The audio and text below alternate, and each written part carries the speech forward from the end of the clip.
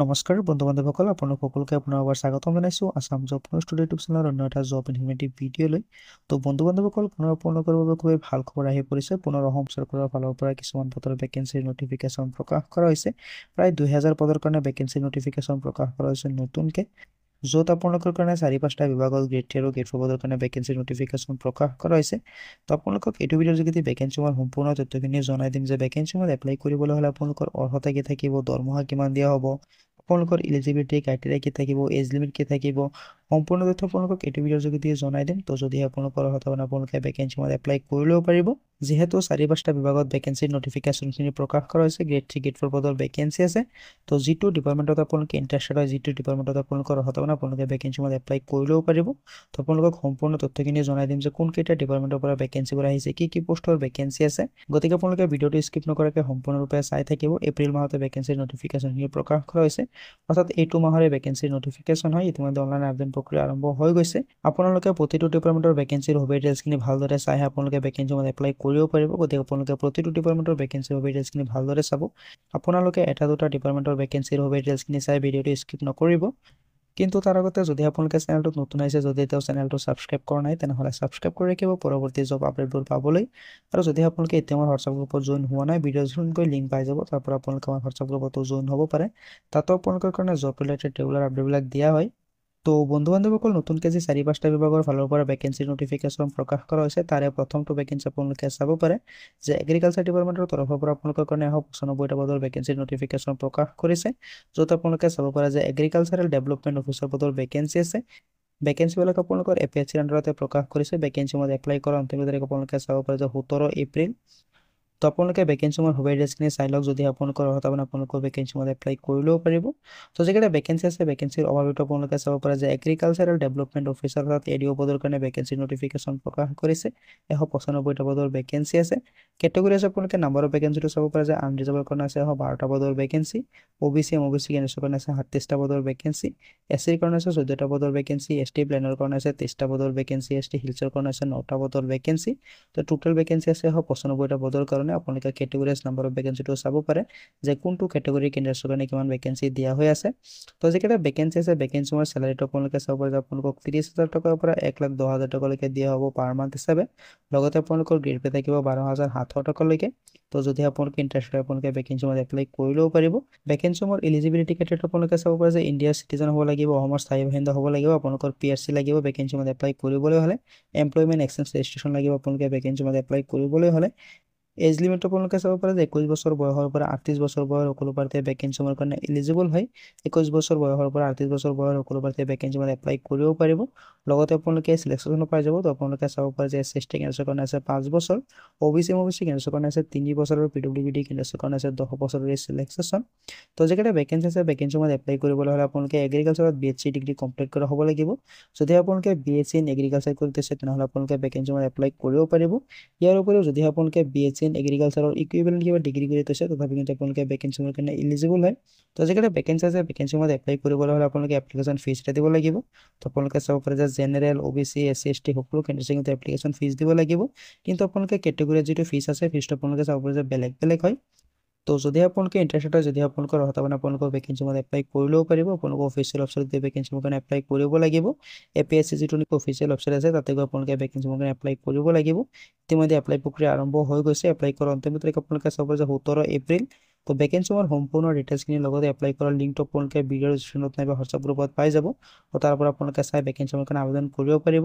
তো এতিয়া আপোনালোকক পৰৱৰ্তী ডিপাৰ্টমেণ্টৰ ভেকেঞ্চিৰ ডিটেইলছখিনি জনাই দিম। গতিকে আপোনালোকে ভিডিঅ'টো স্কিপ নকৰাকৈ চাই থাকিব।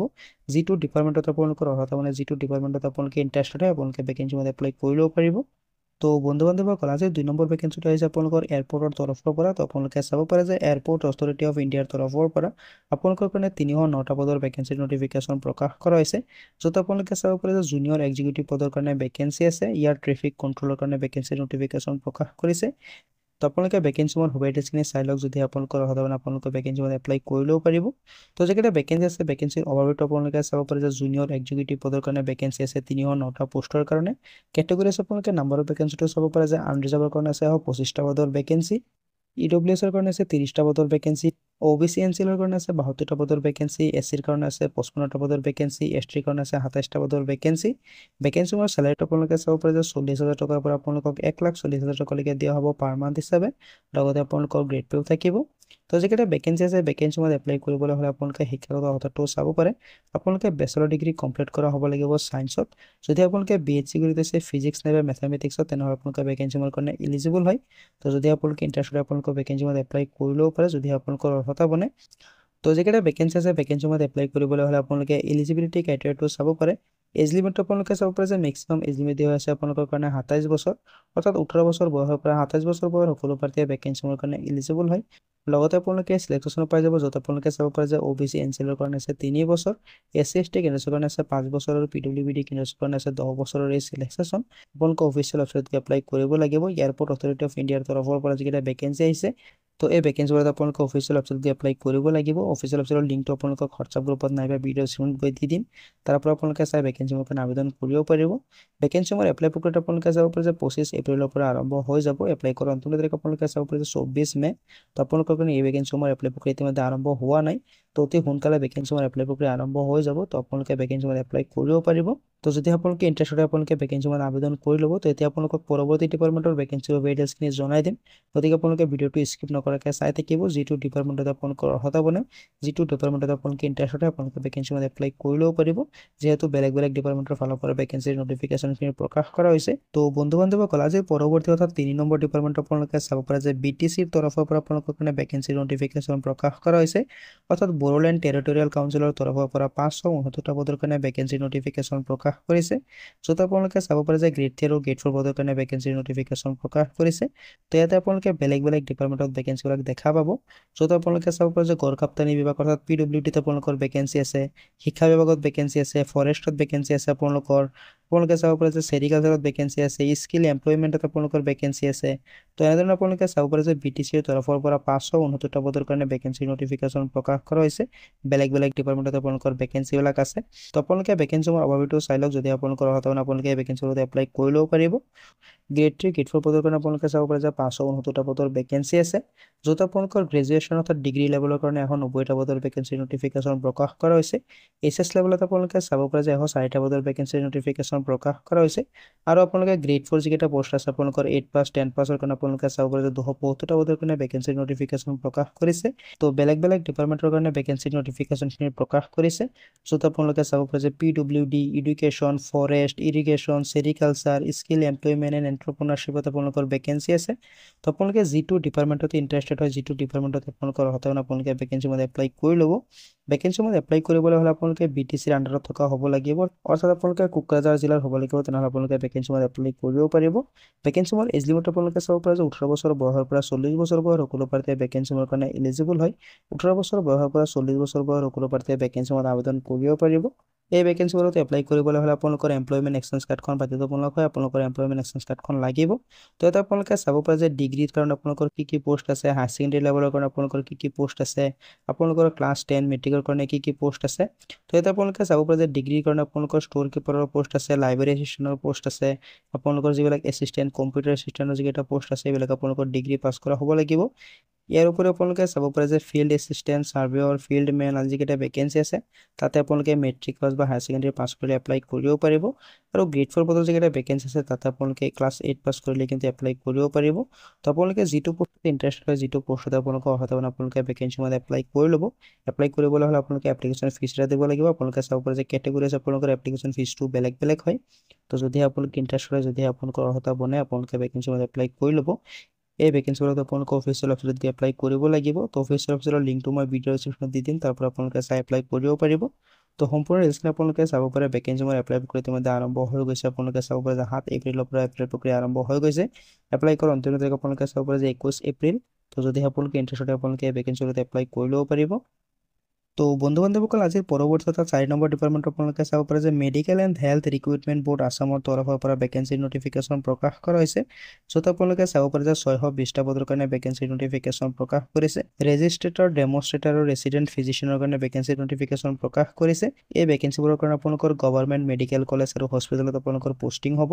তো আপোনালোকে ভেকেঞ্চিবোৰ সম্পূৰ্ণ ডিটেইলছখিনি ভালদৰে চাই লওক। যদি আপোনালোকৰ হতানে আপোনালোকে এই ভেকেঞ্চিবোৰত এপ্লাই কৰিব পাৰিব। নেম অফ দ্য ডিপাৰ্টমেণ্ট আপোনালোকে চাব পাৰে যে বেলেগ বেলেগ ডিপাৰ্টমেণ্ট মিলাই আপোনালোকৰ কাৰণে ভেকেঞ্চি নটিফিকেশ্যনখিনি প্ৰকাশ কৰিছে। এনাটমি, এনেস্থেচিয়লজি, বায়'কেমিষ্ট্ৰি, কাৰ্ডিঅ'লজি, তো এনেধৰণে আপোনালোকে চাব পাৰে যে বেলেগ বেলেগ ডিপাৰ্টমেণ্টত আপোনালোকৰ ভেকেঞ্চিখিনি আছে। চেলাৰীটো আপোনালোকে চাব পাৰে যে 57,700 টকাৰ পৰা আপোনালোকক 1,82,400 টকালৈকে দিয়া হ'ব পাৰ মান্থ হিচাপে। তো আপোনালোকৰ কাৰণে যথেষ্ট ভাল পৰিমাণৰ চেলাৰী দিয়া হ'ব। আপোনালোকে চাব পাৰে যে 21 বছৰ বয়সৰ পৰা 45 বছৰ বয়সৰ সকলো প্ৰাৰ্থীয়ে ভেকেঞ্চিৰ কাৰণে এলিজিবল হয়। অৰ্থাৎ 21 বছৰ বয়সৰ পৰা 45 বছৰ বয়সৰ সকলো প্ৰাৰ্থীয়ে ভেকেঞ্চিৰ আবেদন কৰিব পাৰিব। লগতে আপোনালোকে চিলেকশ্যনো পাই যাব। তো যিকেইটা ভেকেঞ্চি আছে ভেকেঞ্চি মত এপ্লাই কৰিবলৈ হ'লে আপোনালোকে শিক্ষাগত অৰ্হতাটো চাব পাৰে যে পোষ্ট হৈছে আপোনালোকৰ শিক্ষাগত অৰ্হতাটো বেলেগ বেলেগ থাকিব। তো আপোনালোকৰ পোষ্ট গ্ৰেজুৱেট ডিগ্ৰী কমপ্লিট কৰা হ'ব লাগিব, গ্ৰেজুৱেশ্যন ডিগ্ৰী কমপ্লিট কৰা হ'ব লাগিব, তেনেহ'লে আপোনালোকে ভেকেঞ্চি মত এপ্লাই কৰিব পাৰিব। আপোনালোকে মেডিকেল ফিল্ডত যদি MD MS কৰি থৈছে তেনেহ'লে কিন্তু আপোনালোকে ভেকেঞ্চি মত এপ্লাই কৰিব পাৰিব। অৰ্থাৎ যদি আপোনালোকে মেডিকেল ফিল্ডত গ্ৰেজুৱেশ্যন নাইবা পোষ্ট গ্ৰেজুৱেশ্যন কৰি থৈছে তেনেহ'লে আপোনালোকে ভেকেঞ্চি মত কাৰণে এলিজিবল হয়। ভেকেঞ্চি মত এপ্লাই কৰিবলৈ হ'লে আপোনালোকে এপ্লিকেশ্যন ফিজ দিব লাগিব। আপোনালোকে চাব পাৰে যে কেটেগৰীজ আপোনালোকৰ এপ্লিকেশ্যন ফিজটো বেলেগ বেলেগ হয়। তো যিটো পোষ্টত আপোনালোকে ইণ্টাৰেষ্টেড হয়, যিটো পোষ্টত আপোনালোকৰ হতানে আপোনালোকে পোষ্টৰ মতে এপ্লাই কৰিলেও পাৰে। আপোনালোকে অফিচিয়েল ৱেবছাইট দি এপ্লাই কৰিব লাগিব। তো লিংকটো মই ভিডিঅ' ডেছক্ৰিপশ্যনত দি দিম, তাৰ পৰা আপোনালোকে চাই ভেকেঞ্চিৰ আবেদন কৰিব পাৰিব। তো বন্ধু বান্ধৱীসকল এই যিকেইটা ভেকেঞ্চি আছে ভেকেঞ্চিবোৰ এপ্লাই কৰি ইতিমধ্যে আৰম্ভ হৈ গৈছে। এপ্লাই কৰাৰ অন্তিম তাৰিখ আপোনালোকে চাব পাৰে যে 25 এপ্ৰিল। তো যদি আপোনালোকে ইণ্টাৰেষ্ট হয় আপোনালোকে ভেকেঞ্চি মতে এপ্লাই কৰি ল'ব। বন্ধু বান্ধৱীসকল এইকেইটা আছিলে ভেকেঞ্চিৰ সুবিধা ডিটেইলছখিনি, য'ত আপোনালোকৰ কাৰণে 4-5টা বিভাগৰ ফালৰ পৰা ভেকেঞ্চি নটিফিকেশ্যনখিনি প্ৰকাশ কৰা হৈছে। তো যিটো ডিপাৰ্টমেণ্টত আপোনালোকে ইণ্টাৰেষ্ট হয়, যিটো ডিপাৰ্টমেণ্টত আপোনালোকৰ অৰ্হতা আপোনালোকে ভেকেঞ্চি মতে এপ্লাই কৰি ল'ব। যিহেতু বেলেগ বেলেগ ডিপাৰ্টমেণ্টৰ ফালৰ পৰা ভেকেঞ্চিখিনি আহিছে বেলেগ বেলেগ পোষ্টৰ কাৰণে। তো আপোনালোকে যিটো পোষ্টতে ইণ্টাৰেষ্টেড হয়, যিটো পোষ্টতে আপোনালোকৰ অৰ্হতা আপোনালোকে ভেকেঞ্চি মতে এপ্লাই কৰি ল'ব। তো আশা কৰিছোঁ ভিডিঅ'টো আপোনালোকে ভাল পাইছে। যদি ভিডিঅ'টো ভাল পাইছে লাইক এটা কৰি দিব পাৰে, কিবা যদি কমেণ্টত জনাব পাৰে। তো লগ পাম অন্য এটা ভিডিঅ'ত নতুন আপডেটৰ সৈতে। ধন্যবাদ।